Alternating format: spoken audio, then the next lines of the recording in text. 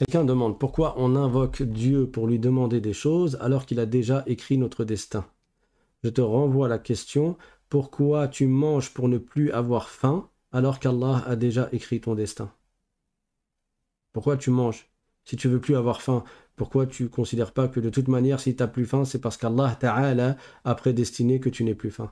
Pourquoi tu vas voir le médecin pour prendre des médicaments et te faire soigner alors qu'Allah a déjà écrit ton destin? La réponse est la même pour tous ces cas de figure.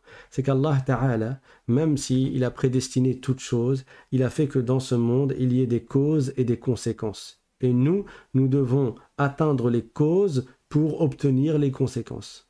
La cause pour ne plus avoir faim, c'est de manger. Même si on sait qu'Allah a tout créé et qu'on peut ne plus avoir faim par la volonté d'Allah sans passer par la case manger. On peut guérir d'une maladie sans passer par la case médecin. Mais on fait les causes pour obtenir les conséquences. On peut soudainement devenir riche sans passer par la case travail. Mais on fait les causes et on va travailler dans le but d'obtenir cette conséquence. Parce que c'est ça la sunna d'Allah dans sa création. Le fait qu'il y ait des causes et des conséquences et que nous devons chercher les causes pour obtenir les conséquences. Parmi les causes pour obtenir les conséquences, il y a les du'a. Le fait d'invoquer Allah pour avoir une chose, ça fait partie des causes pour obtenir cette chose. Tout comme le fait de manger, ça fait partie des causes, ou c'est une cause pour ne plus avoir faim. Tout comme le fait de se soigner, c'est une cause pour ne plus être malade. Faire des doigts, c'est une cause. Allah a créé les causes et les conséquences, et il a voulu que si tu fais ce doigt-là, tu obtiennes telle chose. Alors que si tu ne l'avais pas fait, tu ne l'aurais pas obtenu.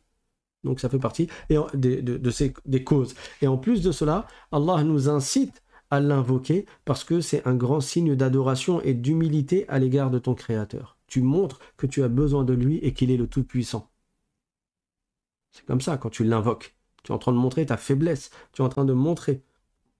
Tu es en train d'exprimer ta faiblesse, ta petitesse et l'éminence d'Allah Ta'ala, le fait qu'il est tout-puissant et que c'est à lui que tu t'en remets. Et ça, c'est une forme d'adoration. C'est pour ça que le prophète sallallahu alayhi wa sallam a dit « Ad-du'a'u mukhul ibadah » et dans un autre hadith « Ad-du'a'u huwa al-ibadah » Donc le du'a, c'est une grande forme d'adoration.